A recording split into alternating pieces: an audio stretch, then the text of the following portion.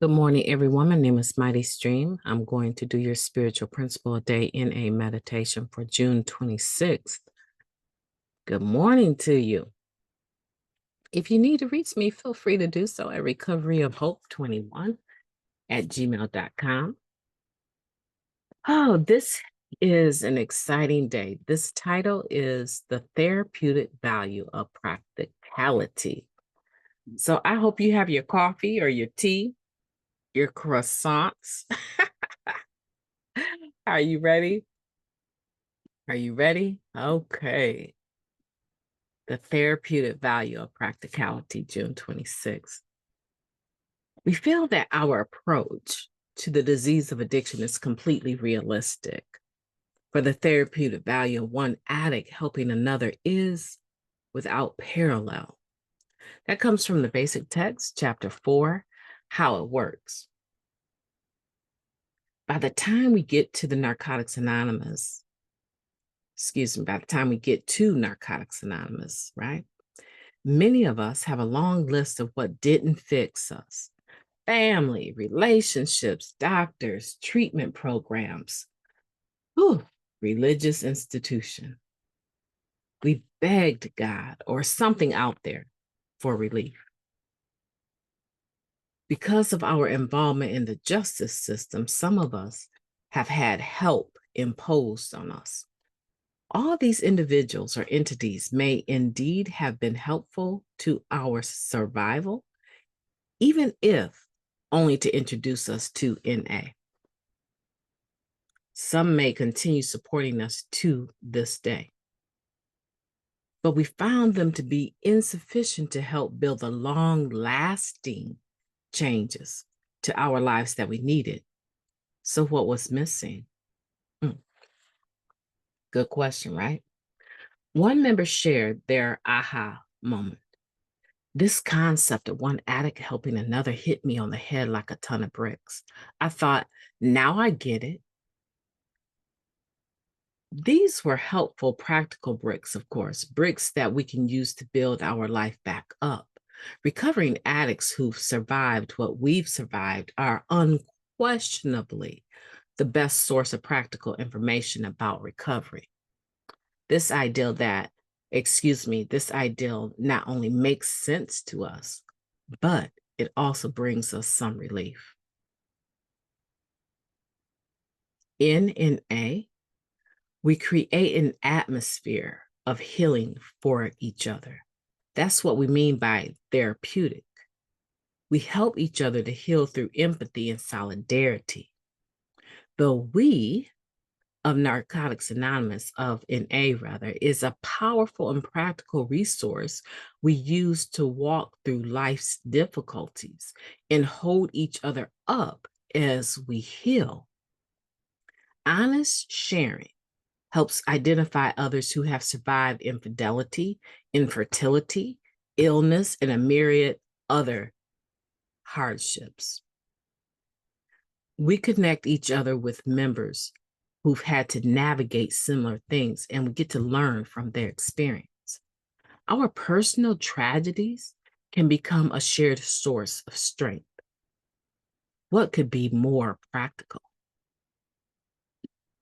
While our disease would have us focus on what makes us different, we know the ties that bind us together are way stronger than differences. Those ties are strong, real, and practical. They are the bricks that build us up and help us from falling. NA is a practical program delivered by addicts to other addicts, with other addicts, for other addicts. That's how it works. How am I creating a healing environment for my fellow addicts?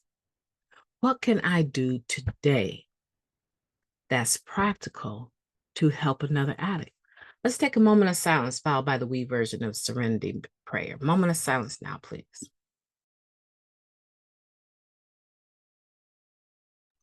Thank you. God, grant us the serenity to accept the things we cannot change, the courage to change things that we can, and the wisdom know the difference. Just for today, please and thank you. The therapeutic value of practicality. I love this. We do feel that our approach to the disease of addiction is practical. And you know what? The rest of the world is starting to see that it is practical. They're starting to promote for financial gain, of course, but they're starting to promote within their own organizations peer-to-peer support, recovery coaches, and starting to hire us, actually give us money, give us a legitimate paycheck to come in and do the work that they've been trying to do, but because they lack lived experience, they somehow have not been able to be as productive and successful in this area that they claim in their mission statement, their vision statements, that they do.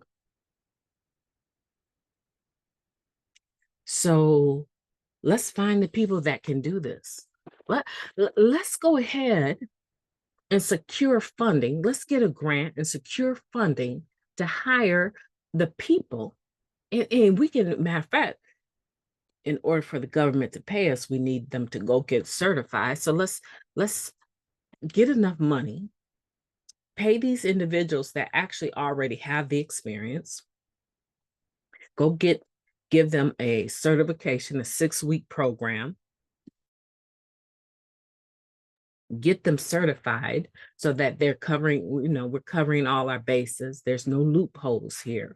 They understand how to handle groups. They understand what is expected in society of being the therapeutic value, right? Of one addict helping another. Let's make sure that we kind of round out their rough edges a little bit, have them pass a test so it's legit, based on the state, which means that the state can give us money to give them a check. If they've stayed clean this long, they're working a program this long, they can pass a state exam. Come on, let's train them, bring them back into the organization with a title, and let them do the dirty work. Let them do the work that we aren't able to do because we don't really have that lived experience, or we're so far from it, we don't even acknowledge it anymore. So don't tell me that the therapeutic value of one addict helping another is not without parallel. It absolutely is a true statement.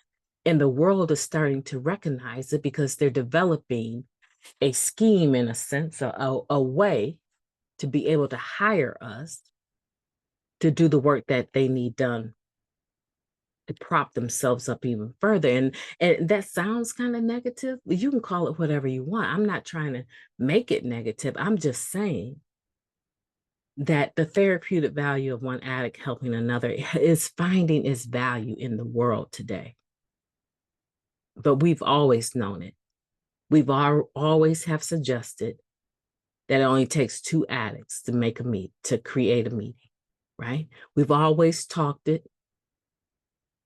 And now, because of money, greed, not our own, because we're being productive, right? We're going to have a job. We're going to work. We're going to do something unless we're disabled to be able to bring in income. So why not let it be something that we actually have grounded ourselves in? I think that's beautiful. We're no longer having to hide in basements and in certain rooms and people's homes and move our meetings from place to place because being an addict was illegal, right? There's a whole book that has been produced by Narcotics Anonymous, and I think it's called Miracles Happen. If you really want to get into that process of alcohol, right, being illegal, liquor actually having to be, it was created like a drug, right? Bootlegged. If you want the history of us coming away from the mothership to our own entity that embraces alcohol as a drug, but also takes away the stigma, the criminalization of using other substances. And we're far more inclusive. If you want the history of that, get that book. Find that book. You can find it secondhand, I'm sure, for just a couple of bucks. But if you want your own, get a new one, order it from na.org. Miracles Happen. And it talks about how there was these asylums too in the United States that were used to house us. Right? Can you imagine being a heroin addict and having to be locked up because it became public knowledge that you were an addict? Can you imagine? As big as Zoom platform is for NA, can you imagine? Shh. Hide them tracks on your arm. Shh. The authorities find out you going to Kentucky. I'm not even sure if that facility was in Kentucky. It seems like it was, but there were just a couple of places that we had to be sent to. And if you ever get a chance to talk to some of these older addicts, and I guarantee you, they're older. The people that I'm thinking about are right around 50 years clean. Mm-hmm. Yeah. When our book, yeah, 1953. So the people I'm thinking about are in that, I would say not even 40 years, but there's some that I've talked to that are actually in the 40-year bracket that have some horrible stories to tell about getting clean. Shock treatment. I mean, we've come so far as a society, and it still holds true. It still holds true, right? Bill W. and Dr. Bob going to a hospital, actually what would have been called, what we would have called H&I today. Two people going to visit someone that had a wet brain.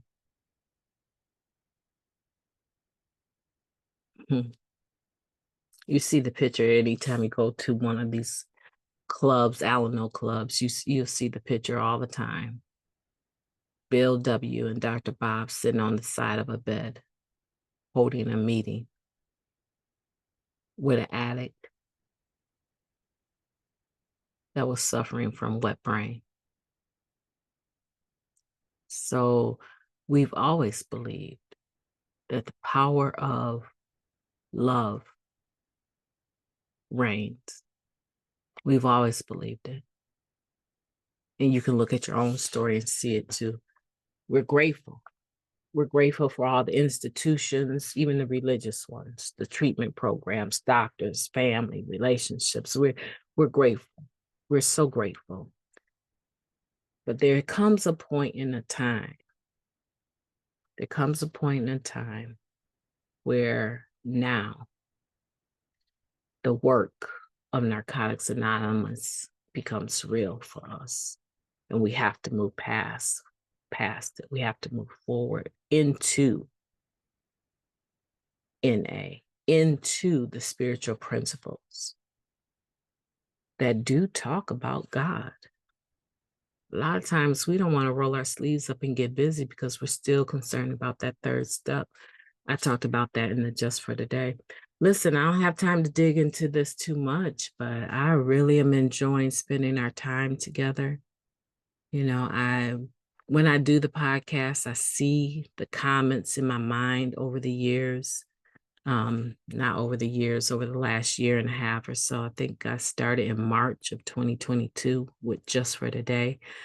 And I added the spiritual principle a day. My first recording for the spiritual principle a day is July 5th. think if you look at that from last year, July 5th of 2022 for Spiritual Principle a Day, I might have had a measly 4 or 5 views, right? And so I'm going to go forward with this process. I'm not sure that I will do both meditations every day after July 5th.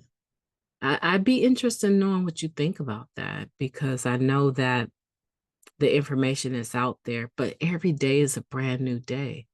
And my perception of the meditations this year are different than last year. And I like that current presence of mind dealing with today. Let me know in the comments what you think about that. Continue, not continue, do some other literature. Yeah, them steps are a big one. I could see doing the step working guide, but it takes some organization to be able to pull that off.